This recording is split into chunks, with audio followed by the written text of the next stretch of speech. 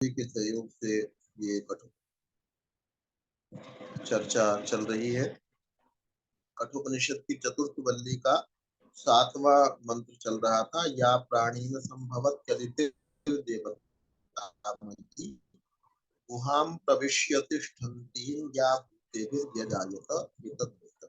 इसके भावार्थ में हम लोग पढ़ रहे थे। योग के यमादि अंगों के द्वारा ठीक ठीक परिष्कृत और सूक्ष्म हुई बुद्धि सूक्ष्म ज्ञान को उत्पन्न करती है। ठीक से योग करेंगे तो हमारी बुद्धि सूक्ष्म हो जाती है। बहुत सारी चीजों का सूक्ष्म हो जाना, सूक्ष्म का मतलब है छोटा हो जाना। पैना हो जाना अच्छा होता है। जैसे सुई जो है वो पैनी हो, उसका आगे का सिरा पैना हो तो उससे काम होता है। और बहुत सारी चीजें स्थूल अच्छी मानी जाती हैं। जैसे बलिष्ठ कोई व्यक्ति हम चाहे तो वो बिल्कुल अगर कमजोर होगा तो वो बलिष्ठ, उसमें उतने बल होने की संभावना जो है वो कुछ कम हो जाएगी। बहुत पतला हो कोई व्यक्ति तो कहते हैं कि ये तो ठीक नहीं है। तो कुछ विशेष अंग मोटे हो तो अच्छा नहीं माना जाता। जैसे पेट किसी का बहुत आगे निकला हुआ उसको आप अच्छा नहीं मानते। लेकिन सामान्य रूप से आप बलिष्ठ व्यक्ति उसको देख करके उसके डील डॉल से अनुमान लगाते हैं। और वो पतला नहीं होना चाहिए। कुछ चीजें महत्वपूर्ण तब होती हैं जब उनका आकार बड़ा हो गया है, और कुछ चीजों में उनका आकार जब सूक्ष्म होता है, छोटा होता है, तो वो ज्यादा उपयोगी हो जाती है। तो ऐसे ही बुद्धि जो है वो सूक्ष्म होनी चाहिए। सूक्ष्म बुद्धि का मतलब है हर जगह प्रवेश कर जाए। जो चीज जितनी छोटी होती है वो दूसरी वस्तु के अंदर प्रविष्ट हो जाती है। इसलिए परमेश्वर को कहा गया कि वो सूक्ष्म से भी सूक्ष्म है। इस कारण से वो हर वस्तु के अंदर प्रविष्ट हो जाता है। एक वस्तु में दूसरी वो वस्तु प्रविष्ट हो जाती है जो उसकी अपेक्षा अधिक सूक्ष्म हो। तो बुद्धि जो है वो पैनी या सूक्ष्म होनी चाहिए। और वो कह रहे हैं योग के द्वारा आपकी बुद्धि में सूक्ष्मता आ सकती है। सूक्ष्मता आ सकती है अर्थात हर चीज में वो प्रवेश कर पाए। आपने अनुभव किया हो कई बार कुछ जटिल सा विषय कोई बात समझाने लगो, बहुत सारे लोग उससे परेशान हो जाते हैं कि नहीं नहीं मेरे को नहीं सीखना समझना इस बात को। तो ये क्या है, बुद्धि में सूक्ष्मता की कमी। तो बुद्धि का भी कंफर्ट जोन है। जैसे मनुष्यों के और चीजों का, मन का, शरीर का कंफर्ट जोन है, नाक का कंफर्ट जोन है। कि आपको एक जो मछुआरे हैं उनको मछलियों के बीच में उनका कंफर्ट जोन है। तो वो नाक से मछलियों के बीच में मछलियों की गंध उनको आती रहे तो उनको अच्छा लगता है, महसूस होता है।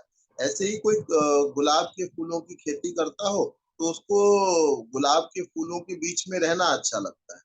मछली वालों को आप गुलाब के फूलों में भेज दो और गुलाब के फूल वालों को मछलियों के बीच में भेज दो तो दोनों ही असहज हो जाएंगे। तो बुद्धि जो है वो सूक्ष्म होनी चाहिए। हर चीज का अपना कंफर्ट जोन होता है। तो कंफर्ट जोन जो है उसके कारण से भी हम किसी क्षेत्र में काम कर पाते हैं, किसी दूसरे क्षेत्र में हमारी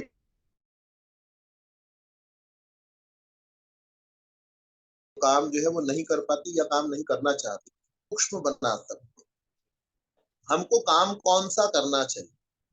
पहले कहा गया हमको काम कौन सा करना चाहिए, जिसमें आपकी रुचि हो वो काम कीजिए, उसमें आप ज्यादा अच्छा काम कर पाए। रुचि का मतलब भी वही है कि आपका जो कंफर्ट जोन हो, जिस तरफ आपकी रुचि है वो काम कीजिए। लेकिन बुद्धि की और एक विकसित अवस्था, और क्या विकसित अवस्था है कि जिस प्रकार के काम की समाज को आवश्यकता है मैं अपनी बुद्धि को उस तरफ ले जा सकता हूँ। मेरी बुद्धि अगर ऐसी हो पाए, एक तो ये है कि मेरी बुद्धि का रुचि का क्षेत्र कौन सा था, मेरी बुद्धि उधर जाकर के लगती है। जैसे मैंने गणित को पढ़ा, मैंने और विषयों को पढ़ा, लेकिन गणित जो है वो मेरा कंफर्ट जोन नहीं था, मेरी रुचि का उतना क्षेत्र नहीं था। सामान्य गणित तक तो ठीक था, छठी आठवीं दसवीं तक की, 10वीं तक की भी सारी गणित नहीं आती थी। लेकिन जब प्लस 2 वाली जो गणित थी वो मेरा कंफर्ट जोन नहीं था। मैंने उसको छोड़ करके किसी और दूसरे क्षेत्र के अंदर वहां की अपेक्षा मैंने ज्यादा काम में कर पाया। ऐसा सब व्यक्तियों के साथ, किसी को इंजीनियरिंग पसंद है, किसी को कुछ और पसंद है, किसी को ये योग की गंभीरताओं को जानना पसंद है। लेकिन इससे ऊपर का स्तर क्या है बुद्धि का? ये ऊपर का स्तर है कि जिस चीज की आवश्यकता हो मैं अपनी बुद्धि को उधर ले जा सकता हूँ, उसको समझ सकता हूँ। तो वैसा हमको अपनी बुद्धि को बनाने का प्रयास करना चाहिए। सब लोग वैसा नहीं कर पाते। अगर आप कंफर्ट जोन के अनुसार भी एक जगह पर अच्छा काम कर पा रहे हैं वो भी अच्छा है। लेकिन उसकी अपेक्षा भी और अच्छा क्या है कि आप जैसी आवश्यकता हो, जैसे हम एक शब्द ऑलराउंडर हमने सुना हुआ है ना, ऑलराउंडर जैसे क्रिकेट के अंदर ऑलराउंडर होता है, या गृहिणियों को कईयों को ऑलराउंडर कह दिया जाता है, या कुछ लोग उसको सुपर वुमेन शब्द से कहते हैं। तो जैसी आवश्यकता हो वैसा काम करने के लिए अगर कोई व्यक्ति तैयार हो जाए तो उस व्यक्ति को अच्छा माना जाता है। जैसे आप कहीं कंपनीज में लोग इंटरव्यूज देने जाते हैं, तो जी आपको क्या आता है जी, तो जो व्यक्ति कहेगा मुझे ये भी आता है, ये भी आता है, ये भी आता है, या सुपर बाजार का हम उदाहरण लें, जो मॉल्स में हम जाते हैं वहां हम इसलिए जाते हैं कि वहां पर हमको कई सारी चीजें एक ही स्थान पर उपलब्ध हो जाती है। ऐसे ही एक ही व्यक्ति जैसे श्री कृष्ण के विषय में आता है कि उनको बहुत सारी, उनको वैद्य विद्या की जानकारी थी, और शस्त्र विद्या की जानकारी थी, शास्त्र की जानकारी थी, शरीर बलिष्ठ था, तो और उसके बाद जो है ना जीवन उनका बड़ा पवित्र था, योग की जानकारी थी। तो ये क्या है, ये ऑलराउंडर होना है। ऑलराउंडर होना है मतलब एक उनको अलग अलग विषयों की जानकारी का होना है। या राहुल सांस्कृत्यायन नाम के एक विद्वान, उनको बहुत सारे भाषाओं की जानकारी थी, बहुत सारी भाषाओं के वो विद्वान। तो क्या है कि ऐसा व्यक्ति ज्यादा उपयोगी होता है जो अपनी बुद्धि को जैसी आवश्यकता हो उधर लगा सके। ऐसी गृहिणी को हम ज्यादा उपयोगी मानते हैं जो हर तरीके का काम कर, हर तरीके का काम जो कर सकती है। तो इसी प्रकार से हमको अपनी बुद्धि को ऐसा अगर हम कर पाए, हमको अपनी बुद्धि को ऐसा भी लक्ष्य नहीं देना चाहिए जो असंभव हो। उस लक्ष्य को लेकर के जो है हम जो काम कर पा रहे हैं वो भी ना कर पाए, है ना। कई लोगों के लिए, जैसे आप किसी बहुत बुजुर्ग आदमी 95 वर्ष के व्यक्ति हैं मान लीजिए, और वो चल भी ज्यादा नहीं पाते हैं, खड़े भी नहीं हो पाते हैं, घुटने भी उनके ठीक काम नहीं कर रहे हैं। आप उनको लक्ष्य दे दें कि भाई आपने 3 किलोमीटर चलना है, ये सोच करके कि भाई लंबा लक्ष्य देना चाहिए। उनके लिए लंबा लक्ष्य होना चाहिए, उनके लिए खड़ा होना ही एक लक्ष्य है। सामान्य आदमी की अपेक्षा तो लक्ष्य उतना होना चाहिए जो थोड़ा बहुत अचीव करने के लायक हो। ऐसा नहीं होना चाहिए कि जिसके कारण मेरे अंदर निराशा आ जाए। मैंने सुन लिया कि बुद्धि की अच्छी स्थिति ये है कि जहां आवश्यकता हो वहां पर मैं बुद्धि को गहराई से पहुंचा सकूं, और मैं ऐसे सोच करके अपने काम का भी नहीं रहा, जो मेरे रुचि का क्षेत्र था वो भी मैंने छोड़ दिया, ये सोच करके भाई वहां आवश्यकता है वहां लगाऊंगा दिमाग को। या लगा करके देखा मैंने कि मेरे से जो है ना ये दूसरा क्षेत्र में मैं, मेरी बुद्धि जो है वो काम करती है कि नहीं करती। तो अगर हमारी बुद्धि, अगर हम बुद्धि को चैलेंज देना चाहते हैं, तो और हमको लगता है कि हम उस चैलेंज को एक्सेप्ट कर सकते हैं, उसको प्राप्त कर सकते हैं। आप अपने लिए लक्ष्य रखते हैं सुबह सैर करने का, कोई 4 किलोमीटर का, कोई 10 किलोमीटर का, लेकिन कोई 100 किलोमीटर का लक्ष्य तो नहीं रख सकता ना पहले दिन। तो पहले दिन थोड़ा सा कंफर्ट जोन से अलग हटने का प्रयास करना चाहिए। और कंफर्ट जोन में रहने से मनुष्य डिप्रेस्ड भी होता है। आप एक ही काम को बार बार करते हैं और दूसरा काम करने का आपका मन नहीं होता, तो ये जो साइकोलॉजिस्ट है वो ये बताते हैं कि आप निश्चित रूप से दूसरा काम करते ही आपको ऊब होने लगती है, या आपका बिल्कुल रुचि उधर नहीं बनती है। इसका मतलब क्या है कि आपको कुछ ना कुछ टेंशन या डिप्रेशन की समस्या है। तो कंफर्ट जोन से ऊपर अगर हमारी बुद्धि जा सकती है तो कंफर्ट जोन में काम करना अच्छा है, बुद्धि को लगाना अच्छा है, लेकिन उससे भी ज्यादा अच्छा ये है कि जहां आवश्यकता हो आपकी बुद्धि के लग, वहां हमको लगाना चाहिए। लेकिन जो व्यक्ति वहां तक नहीं जा सकते हैं उनको उसके लिए प्रयास नहीं करना चाहिए, उनको कंफर्ट जोन में ही बुद्धि को लगाए रखना चाहिए। जैसे मेरे लिए संस्कृत पढ़ना मेरा कंफर्ट जोन है, संस्कृत की चीज को पढ़ना। या मान लीजिए मैं सत्यार्थ प्रकाश को अनेक बार पढ़ चुका हूं, तो मेरे द्वारा सत्यार्थ प्रकाश को पढ़ना ये कंफर्ट जोन है। लेकिन जो व्यक्ति उस क्षेत्र का नहीं है, संस्कृत के क्षेत्र का नहीं है, वो अगर संस्कृत को पढ़ता है तो इसके लिए वो कंफर्ट जोन नहीं है, वो अपनी बुद्धि को अन्यत्र लगाया जाना है ना, अपने से ऊपर स्थान पर लगाया जाना है, जहां पर आवश्यकता है वहां पर बुद्धि को लगाना है। तो योग के द्वारा हमारी बुद्धि सूक्ष्म होती है, और हमने जाना कि सूक्ष्म बुद्धि, बुद्धि का अच्छा उपयोग क्या है।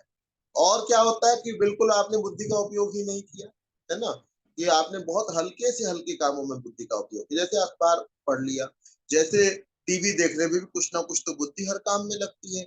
जिस काम में कम से कम न्यूनतम बुद्धि लगती है वो आपने प्रयोग किया तो आपकी बुद्धि जो है वो डल होती जाती है। उसके बाद कंफर्ट जोन में आप अपनी गहराई तक गए, इसका मतलब आपने कुछ विकास किया अपनी बुद्धि का, अच्छा अच्छी जगह पर आपने लगाया। फिर आपने जहां पर बुद्धि को लगाने की आवश्यकता थी, अगर आप उस स्तर पर पहुंच गए तो आपने बुद्धि का और अच्छा प्रयोग जो है वो कर लिया। तो योग के द्वारा आप बुद्धि को वृद्धि कर सकते हैं, बुद्धि को और अधिक पैना और अधिक सूक्ष्म बना सकें, ऐसा यहाँ पर कहा गया है। अंतःकरण युक्त इस बुद्धि से ही जो भौतिक शरीर में उत्पन्न होती है ब्रह्म को जान सकते हैं।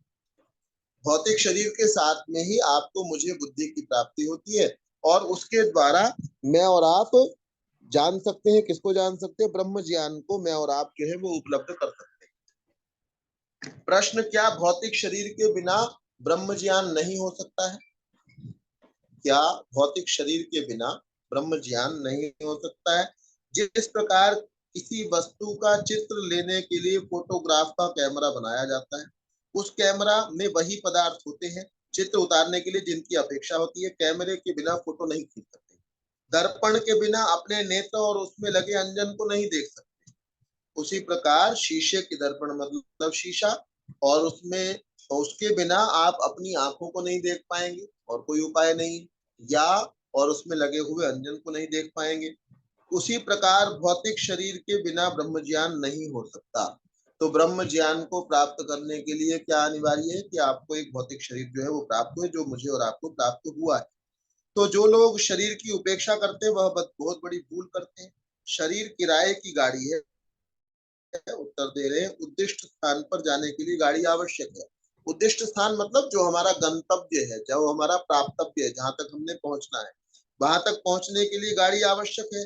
और उद्दिष्ट स्थान पर पहुंच जाने पर गाड़ी की चिंता छोड़ देना भी आवश्यक है ना। तो जैसे गाड़ी जो है वो कहीं पर पहुंचने के लिए होती है, पहुंच करके गाड़ी में नहीं बैठा रहता, पहले जब तक नहीं पहुंचता तो गाड़ी का बड़ा महत्व है। गाड़ी ठीक होनी चाहिए, गाड़ी चलनी चाहिए, गाड़ी में तेल होना रहता है। फिर उस गाड़ी को छोड़ करके अपने ऑफिस में चला जाता है, फिर गाड़ी को छोड़ करके अपने घर में चला जाता है, फिर गाड़ी को छोड़ करके अपने विद्यालय में चला जाता है। ऐसे ही हमारा शरीर हमको कहीं पर पहुंचाने के लिए है, हमारी बुद्धि हमको ब्रह्म ज्ञान कराने के लिए है। तो तभी तक बुद्धि की, तभी तक शरीर की उपयोगिता है। रही गाड़ी की सार संभाल की चिंता, तो उसके स्वामी को होनी चाहिए। किराएदार को तो उद्दिष्ट स्थान पर पहुंचने का ध्यान होना चाहिए। अतः जो लोग बुद्धिमान हैं वे गाड़ी की उपेक्षा करके आत्मा का ध्यान करते हैं, उसकी सार संभाल करते हैं। तो मतलब क्या है कि शरीर की अपेक्षा आत्मा को हमने, आत्मा का ध्यान हमको ज्यादा रखना चाहिए। ये बात पहले भी कि शरीर की सार संभाल में हम सारे के सारे समय लगाते हैं, जैसे स्नान करने में समय लगाते हैं, और इसके अलावा भी और शरीर की बनावट करने में कि आपके जो है ना बाल कहीं पर ज्यादा आ गए हैं उनको थोड़ा कम कर देते हैं, कहीं पर बाल कम है, किसी किसी के बाल उड़ जाते हैं तो वो लगाने में प्रयत्न करता है कि लगा दिए जाए। फिर कोई उसको कलर करने का प्रयत्न करता है, सफेद हो गए तो काले कर दो, कोई काले के अलावा भी लाल पीले करते हैं और भी रंग कर देते हैं। ऐसे ही शरीर की रक्षा के लिए आप कपड़े पहनते हो, सर्दी इत्यादि से बचते हो, लेकिन रंग बिरंगे कपड़े पहनते हैं, तो ये सब शरीर से संबंधित, इसका संबंध आत्मा से नहीं है। तो पहले भी ये बात आई कि शरीर के की सजावट के लिए, शरीर को सुंदर बनाने के लिए, शरीर को स्वस्थ बनाने के लिए जितना समय मैं और आप लगाएं, उससे ज्यादा समय मुझे और आपको आत्मा को सुंदर बनाने में, आत्मा को बलिष्ठ बनाने में लगाना चाहिए, है ना। जैसे गाड़ी की अपेक्षा जो हमारा गंतव्य स्थान है वो ज्यादा महत्वपूर्ण होता है। तो गंतव्य हमारा जो है, मान लीजिए परमेश्वर की के तक पहुंचना हमारा लक्ष्य है, तो गाड़ी जो है वो उतनी महत्वपूर्ण नहीं होती है। तो शरीर महत्वपूर्ण है, लेकिन शरीर से ज्यादा आत्मा की बलिष्ठता, आत्मा की अच्छाई, पुण्यों का अर्जन जो है वो ज्यादा महत्वपूर्ण है। तो इसलिए हमको पुण्यों के अर्जन करने का, आत्मा को बलिष्ठ बनाने का ज्यादा प्रयास करना चाहिए, बजाय शरीर के। जितना भी हम अपना समय एक दिन नोट कर कि मैंने अपने शरीर के लिए कितना समय लगाया। जैसे शरीर के लिए मैं एक्सरसाइज करता हूँ तो उसमें कितना समय लगाया, है ना, चाहे आधा घंटा लगाया, 15 मिनट लगाया, और जो है आसन किए उसमें कितना समय लगाया, उसके बाद और नहाने धोने में, खाया खाना जो है वो भौतिक शरीर के लिए, खाने में कितना समय लगाया। तो अपने शरीर को ठीक ठाक बनाए रखने के लिए, उसकी साज सज्जा के लिए कितना समय मैं लगाता हूँ, आधा घंटा, 1 घंटा, 2 घंटे, 3 घंटे, जितना भी लगाता हूँ उसकी अपेक्षा आत्मा के लिए मैं ज्यादा समय लगाने वाला हूँ। आधा घंटा लगाता हूँ तो वहां पर पौना घंटा लगाऊं, और यहाँ पौना घंटा लगा रहा हूँ तो उसकी अपेक्षा वहां तो कम से कम ज्यादा ही होना चाहिए। और उतना नहीं हो पाए, ज्यादा नहीं हो पाए तो कम से कम उतना तो करें, है ना। साधन की अपेक्षा साध्य का महत्व हमेशा ज्यादा होता है। साधन और साध्य जैसे गिलास जो है वो साधन है और पानी जो है वो साध्य है। पानी का महत्व ज्यादा होता है, आप गिलास से पी ले तो भी काम चल जाएगा। कोई कोई हाथ में ही अंजुली में ही पानी भर के पीते हैं, काम उनका भी चलता है, जीवन चलता रहता है उनका। कोई व्यक्ति जो है ना वो करवा आता है उससे ही पीते हैं। तो महत्व गिलास या ये अंजुली से या कटोरी से उनका महत्व नहीं है, महत्व पानी का है कि आपको पानी जो है वो प्राप्त होना चाहिए। ऐसे ही आत्मा जो है उसका लक्ष्य है परमात्मा को प्राप्त करना, तो उधर मेरा और आपका ध्यान ज्यादा होना चाहिए। ये जो साधन है, शरीर रूपी साधन है, इसका महत्व है, लेकिन इसका महत्व उतना ही है जितना पानी पीने के लिए गिलास का महत्व होता है। पानी का महत्व उसकी अपेक्षा कहीं ज्यादा होता है। अरण्यो निहितो जात वेदा, आठवां है। अरण्यो निहितो जात वेदा, गर्भ इव सुभृतो गर्भिणी भी, दिवे दिवे ईड्यो जागृवद्भिर हविष्मद्भिर मनुष्येभिर अग्नि। कठोपनिषद का चतुर्थ वल्ली का आठवां। तो अरण्यो पदार्थ है, दो लकड़ियों के बीच, निहित रहने वाला, जात वेदा अग्नि, गर्भ इव गर्भ की भांति, सुभृत अच्छी तरह से धारण किया हुआ, गर्भिणी भी गर्भिणियों के द्वारा, प्रतिदिन यह स्तुति के योग्य है, जागृवत भी जागरूक सावधान सत्व गुण युक्त प्रकाशमयी बुद्धि वाले, अविस्मत भी ईश्वर के ज्ञान ध्यान में रत ज्ञानी, मनुष्य भी मनुष्यों से, अग्नि ही ज्ञान स्वरूप परमेश्वर, एतत् वैतत् यही ब्रह्म ज्ञान का साथी है। भावार्थ कर रहे हैं, जिस प्रकार दो लकड़ियों को ऊपर नीचे रखकर रगड़ने से आग निकलती है, यद्यपि रगड़ने से पूर्व लकड़ियों में आग प्रतीत नहीं होती, दिखाई नहीं दे रही होती, रगड़ने से निकल आती है। जैसे गर्भवती से बालक उत्पन्न होता है, यद्यपि उत्पन्न होने से पूर्व वह दिखाई नहीं देता, ऐसे ही सत्व गुणी मनुष्य, जिनकी बुद्धि सूक्ष्म और स्वच्छ है, जिनके आचरण उन्नति कारक है, प्रतिदिन परमात्मा की स्तुति प्रार्थना और उपासना से ब्रह्म ज्ञान प्राप्त कर लेते हैं। प्रश्न, क्या परमात्मा चाटु प्रिय है जो स्तुति से प्रसन्न होता है ना? हम में से कुछ लोग होते हैं कि उनकी प्रशंसा करते रहो बैठ करके, सारा दिन करते रहे, कोई काम ना करो और प्रशंसा करते रहो। ये भी एक तरीके का वही हो गया ना, क्या चीज हुई है, ये नशा हो गया है ना, आपकी बुद्धि का, आपके मन का नशा हो गया कि किसी व्यक्ति को काम से रोकना हो।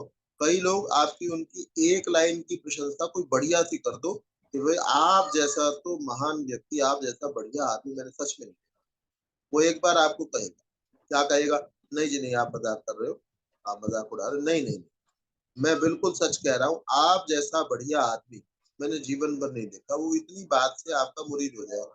जिसके बारे में आपने ये कह दिया वो सोचेगा यही सबसे बढ़िया आदमी है, इसी ने मुझे वास्तव में पहचाना है, बाकी लोग तो पहचान ही नहीं पाए। तो यही पहचानने वाला वो सारा दिन वो आपके कहे हुए वाक्य को सोचता रहे। तो ये क्या हुआ, नशा ही तो हो गया। नशे में ऐसा ही तो होता है कि व्यक्ति और काम के लायक नहीं रह जाता। शराब पिला दो और किसी काम के लायक रह नहीं गया।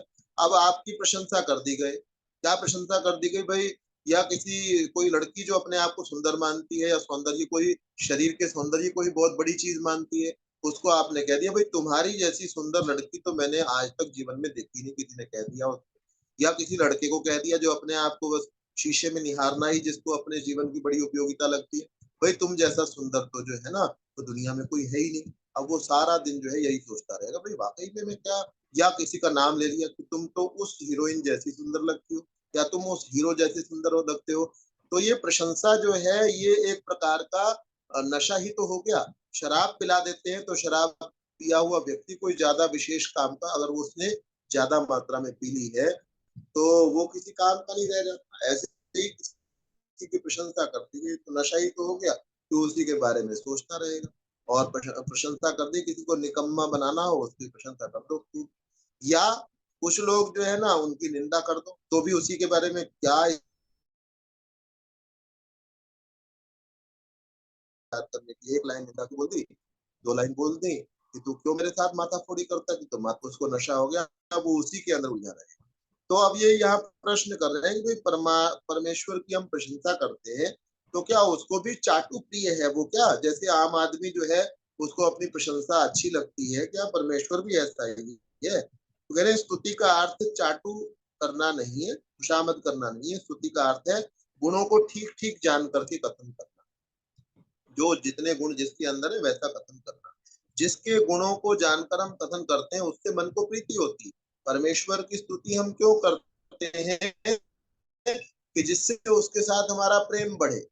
प्रेम हमारा किसी के साथ प्रशंसा करते हैं, उसके साथ में आपका प्रेम जो है वो क्या होता है, बढ़ जाता है। और जिसकी आप बुराई करते हैं उसके साथ में आपका स्नेह जो है वो घट जाता है। तो इसीलिए ये जो स्तुति की जा रही है, परमेश्वर की स्तुति की जाती है, वो इसलिए की जाती है जिससे परमेश्वर का हमारे साथ में सामीप्य, हमारा परमेश्वर के साथ में सामीप्य जो है वो बढ़ जाए। आगे का जो है वो कल कर लेंगे। समय जो है वो इजाजत नहीं देता, 2-1 मिनट ही बचे। शांति पाठ कर लेते हैं, फिर कुछ कोई कहना चाहेंगे? ओम यौः शान्तिरन्तरिक्षं शान्तिः पृथिवी शान्तिरापः शान्तोषधयः शान्तिः वनस्पतयः शान्तिर्विश्वे देवाः शान्तिर्ब्रह्म शान्तिः सर्वं शान्तिः शान्तिरेव शान्तिः सा मा शान्तिरेधि। ओम शान्तिः शान्तिः शान्तिः। सभी को सादर प्रणाम, सभी करो। जी अध्यक्ष जी, किसी के प्रश्न है तो रख सकते हैं।